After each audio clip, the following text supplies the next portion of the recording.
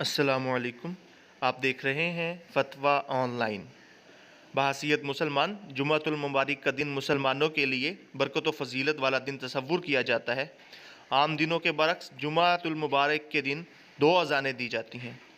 ये दो अज़ानें मोहम्मद अरबी सल्लल्लाहु अलैहि वसल्लम के दौर से दी जाती थी या बाद में शुरू की गई।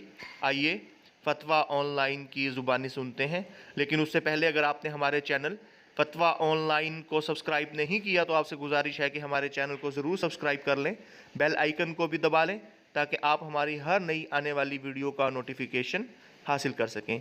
बग़ैर किसी इंतज़ार आज के मसले की तरफ चलते हैं।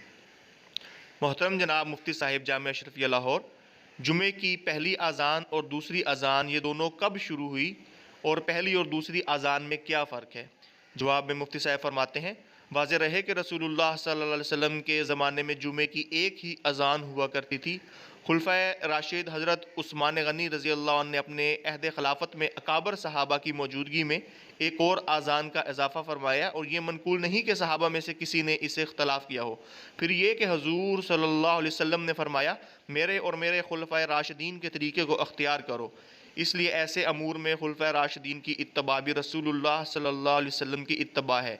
इसलिए आइम्मा अहले सुन्नत जुमे की दो अज़ानों पर मुत्तफ़िक़ हैं और अहद उस्मानी से आज तक हरमैन शरीफ़ैन में भी यही मामूल चला आ रहा है।